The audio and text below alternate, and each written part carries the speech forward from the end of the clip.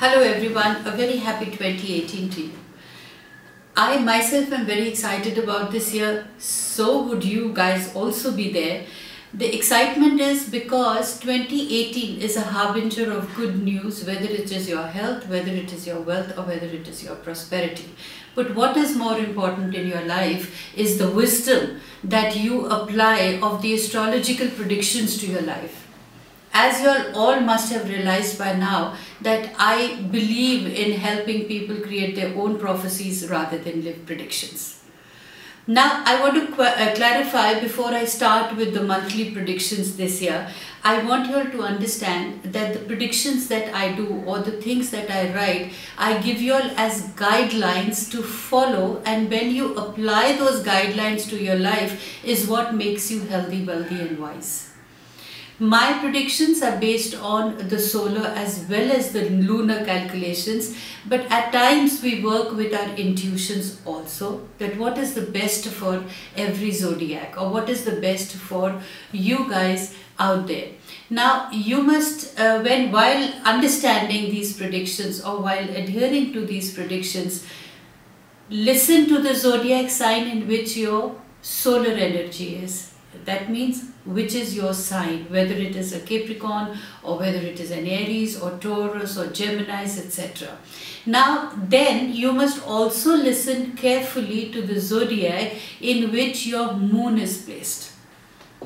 Having got your personalized charts made, you all would be definitely aware of where is your sun and where is your moon placed.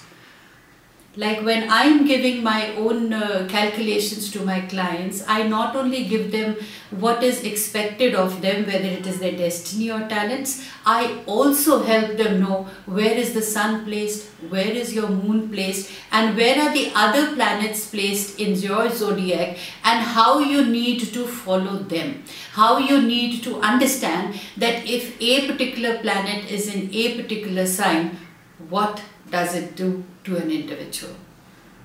I am sure you all will understand now that while listening to my predictions, you must carefully adhere to the zodiac sign in which your sun is placed and also adhere to the sign in which your moon is placed, because my guidelines for you are based on both the sun and the moon placements.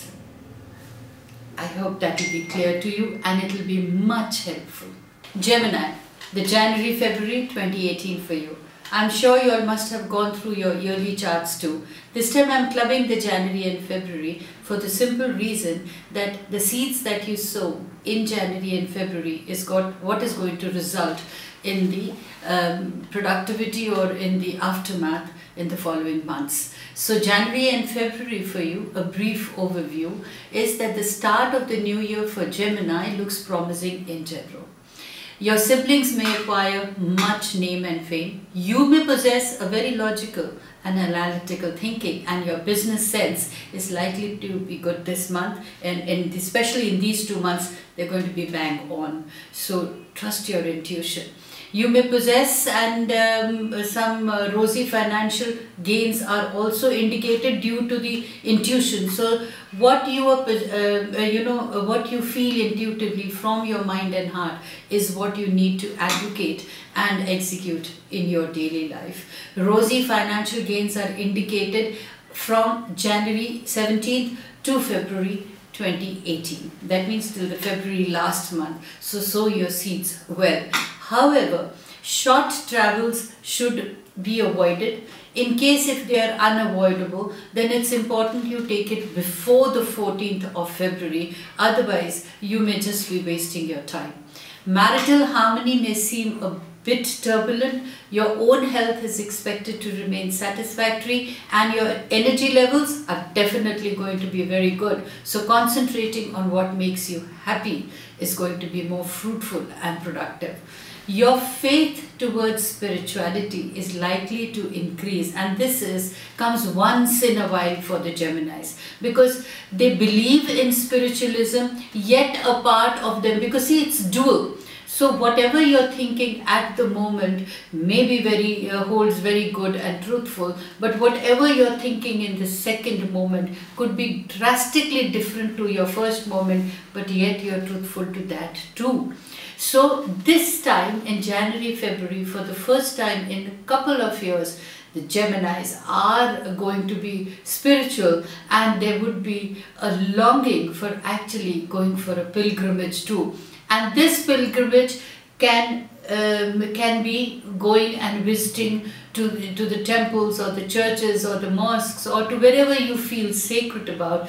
But at the same time, the pilgrimage could also be to yourself, that you may take a week out for yourself to do your introspection and to consolidate your own learnings and to know more realistically as to how you would like the rest of your life to be. That is also a pilgrimage to yourself. So the career this month, well, for you Geminis, it is a positive picture, yet it is not a very positive picture because the stability is what I'm a little worried about.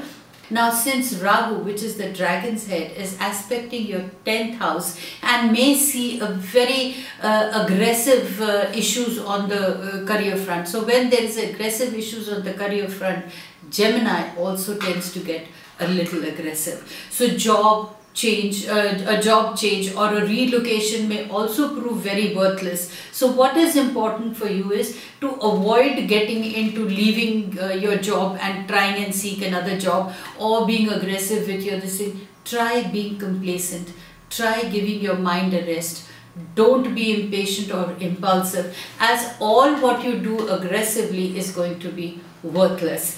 And it is your best interest, and it will be good for you if you can develop cordial relationships with your boss or your superior. Though you possess very good wisdom, Rahu may trigger your aggressive attitude. So you have to deliberately control yourself. You must understand that Rahu gives illusions to people. It actually is very, very deceptive. So you should not fall a bait to those emotions of yours. Therefore, caution is advised. Some ego clashes may occur with your colleagues on the work front. New projects better be avoided. You should not undertake them. The gains in business with the assistance of business partners are likely, but now these gains will only happen if you keep your cordial relations. And the same applies in the corporate job. Teamwork is important. Keep your anger to yourself. Try to introspect. When you feel completely angry, go into a corner, seclude yourself from other people and try to reflect more rationally and more positively. Remember, practice makes a person perfect, but practice also forms a habit. So I propose that you practice joyfulness and you practice seeing the positive in everything. Try to realize why is the other person acting the way he is, and if you still can't understand why he's acting, ignore. That will bring in more happiness and more serenity to your mind. So what is my advice for you is, use your own wisdom and judgment, and whether it is at workplace or it is at your home front, be cooperative with your boss and the colleagues. If you try to improve your work environment, the stress factor will be much less for you. You should try to have a friendly nature. Even if you're seething inside, go drink a glass of cold water and your mind will cool down. What about your relationships? Now, since the Rahu is aspecting, it does have relations. This is not only to do with your professional life, this is also got to do with your personal life. So do not carry the baggage of your work home, as the prospects are not very bright for any kind of relationships in January and February. You've had a lot of partying to do in November and December with friends and family and trying. So this is a time of sabbatical where you actually need to disassociate yourself from people, and you need to do more introspection, and you need to understand yourself that what is it that you're expecting in 2018, and probably maintaining cordial relationships, not trying to go overboard pleasing people, and not even being aggressive. This will help you a lot if you are actually wanting to improve in your relationships. Now, Saturn and Mars is hampering your relationships. So apart from Rahu aspecting your 10th house, Saturn and Mars is also there. So Saturn is requiring discipline from you in your mind, and Mars is helping you to build the fire energies to be more constructive than destructive. So communication skills, being by yourself, understanding your own self, and realizing what is it that you want in the future by the end of 2018, what are the targets that you've set for yourself, is what is going to make you happy and probably sow healthy seeds for 2018. Now, where your money and finance is concerned, the months of January and February are bringing in a mixed bag kind of finances, with financial gains showing a rosy situation throughout the month. There is also the likeliness that you may face monetary losses. So one side you are gaining, the other side your money is going out, is because of lack of concentration.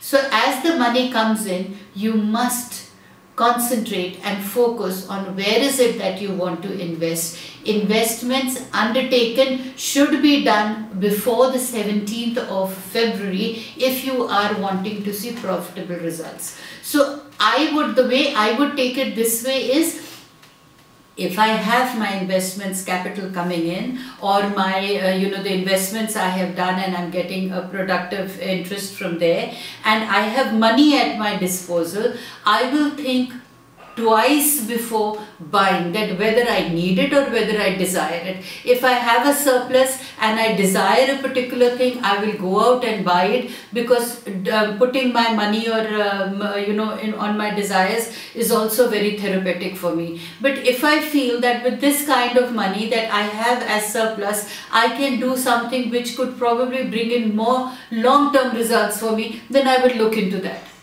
So for this, you require a me time for yourself.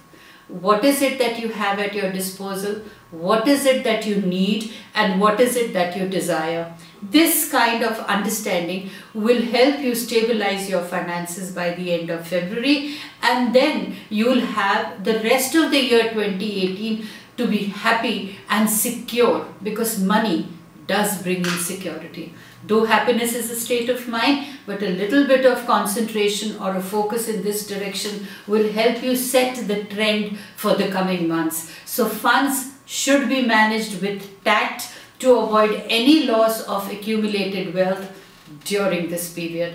Now, when we talk about your health, this period is especially good for your health.